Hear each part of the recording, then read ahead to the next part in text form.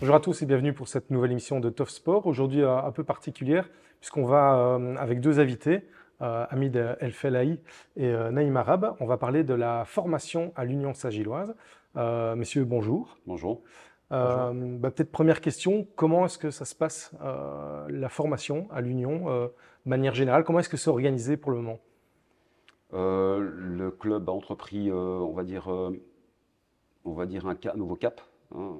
Il se dirige vers un nouveau cap avec une structure où ils veulent se diriger vers quelque chose de beaucoup plus professionnel, à l'image de ce qui se fait pour les plus grandes académies en Belgique, en sachant que voilà, on vient de nulle part.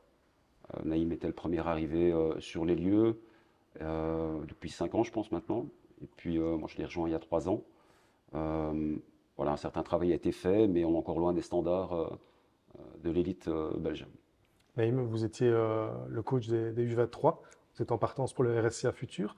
Comment est-ce que ça s'est mis en place, cette équipe, et quel était le but pour la formation?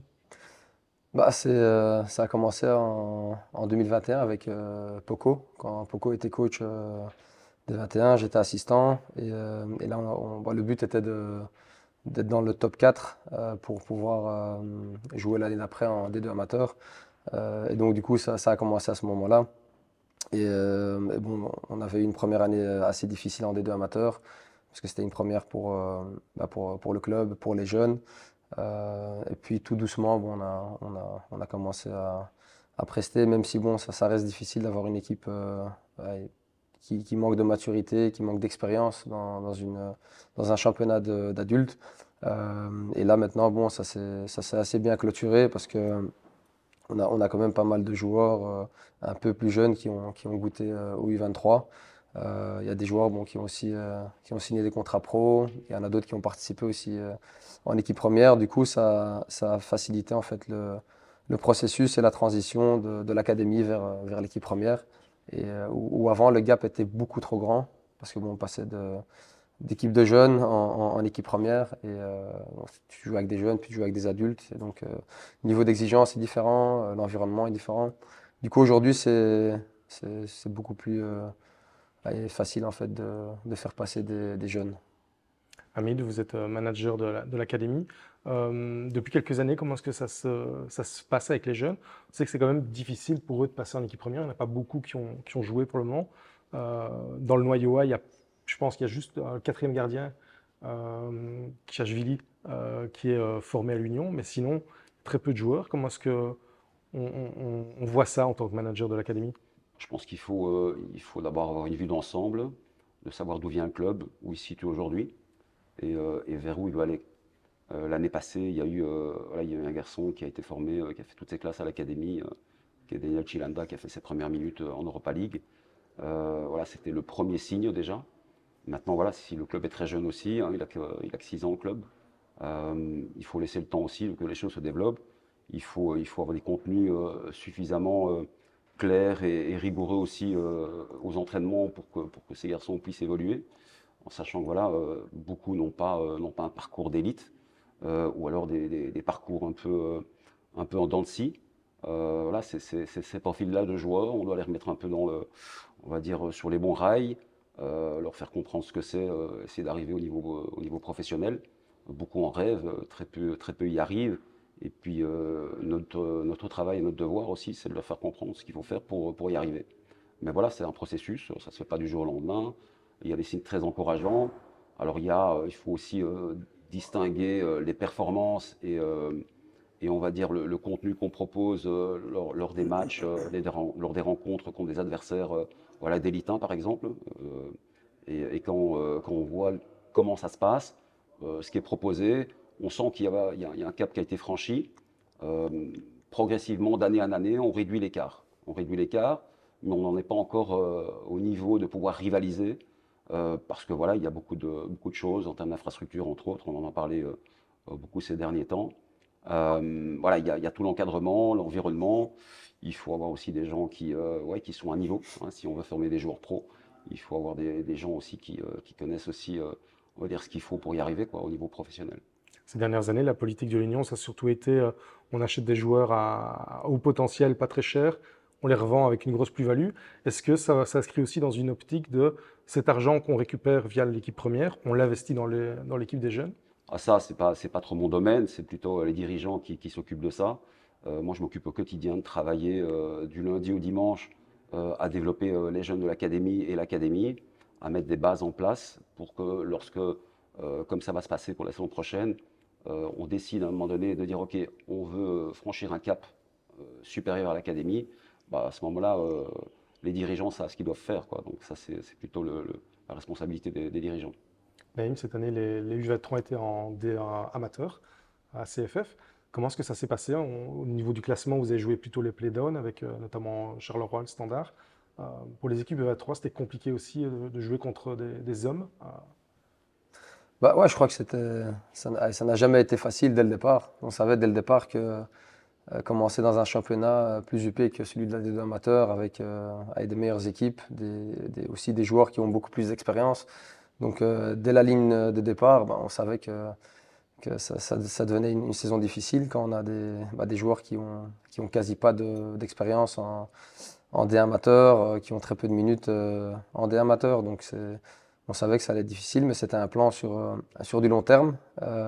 Et que le plus important, c'était d'essayer de transmettre cette maturité aux joueurs et de comprendre que voilà, la formation, maintenant, faut la mettre entre guillemets de côté. Il faut apprendre à gagner des matchs.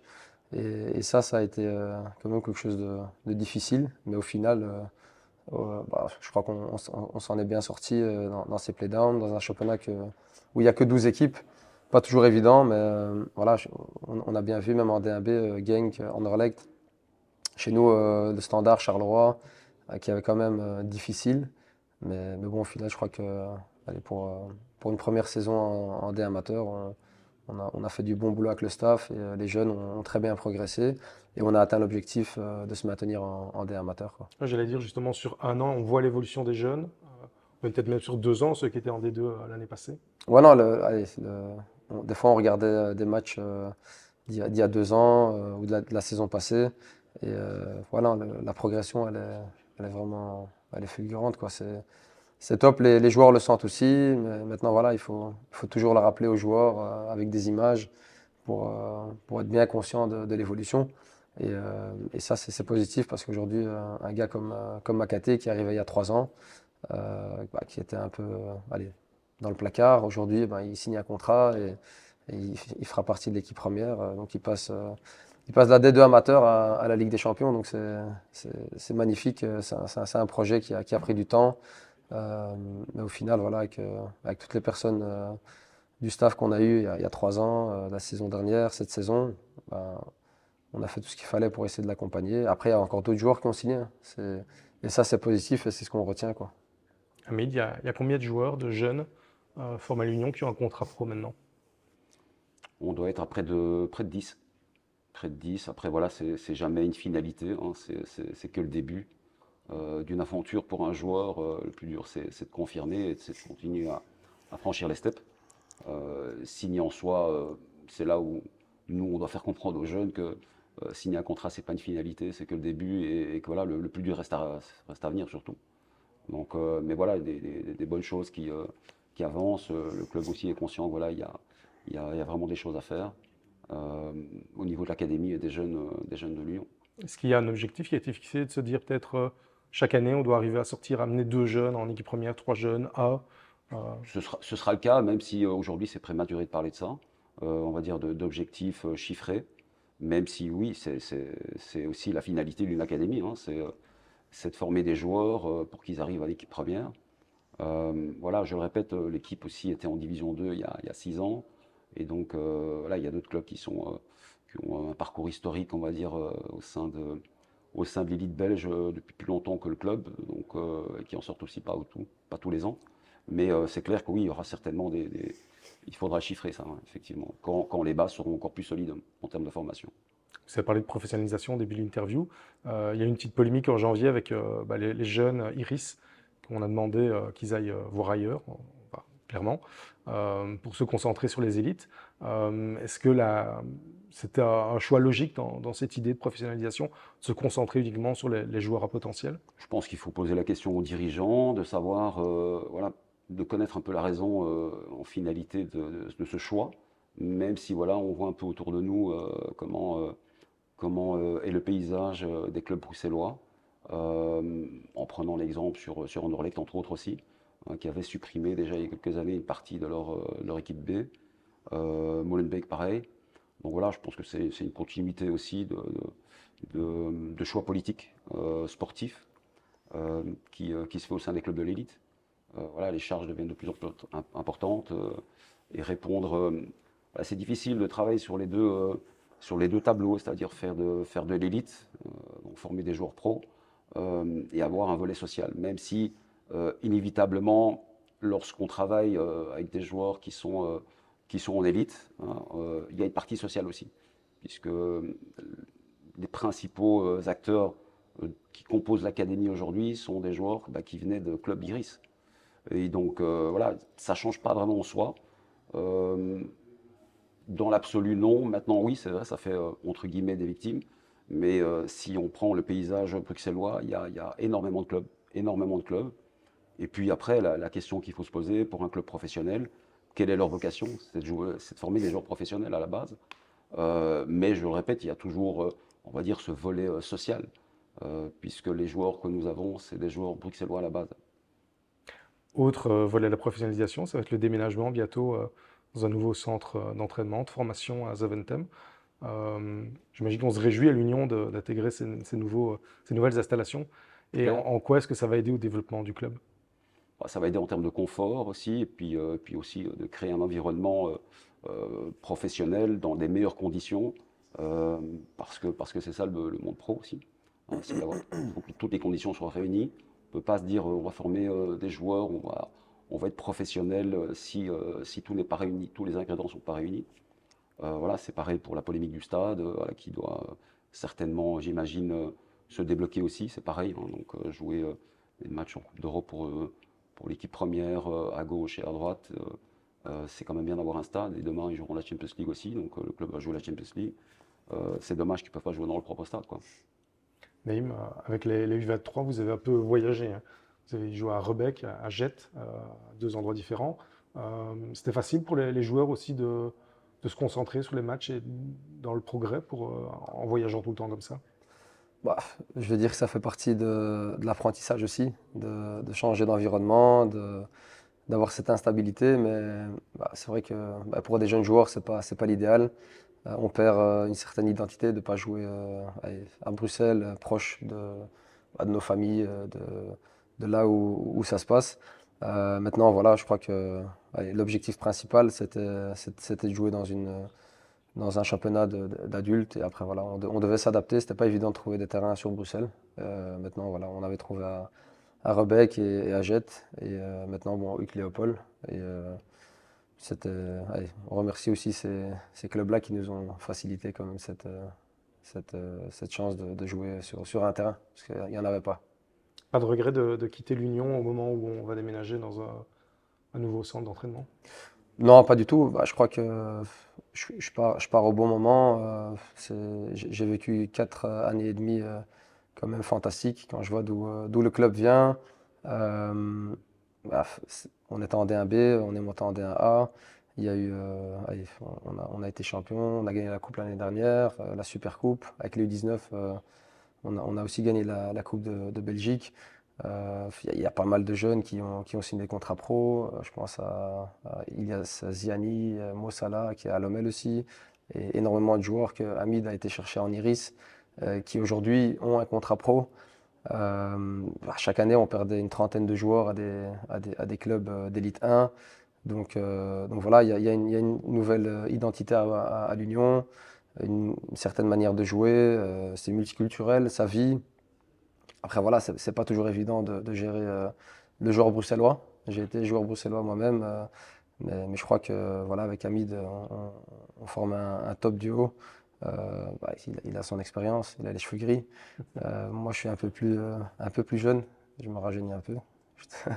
Mais bon, non, ça a super bien fonctionné. Et C'était pas toujours facile, pas toujours évident, parce que bon, on sait que Bruxelles, ça vit énormément. Il y a allez, les enfants, les parents, les coachs, il y a beaucoup de personnalités, mais je crois que voilà, au final, non, j'ai pas de regrets.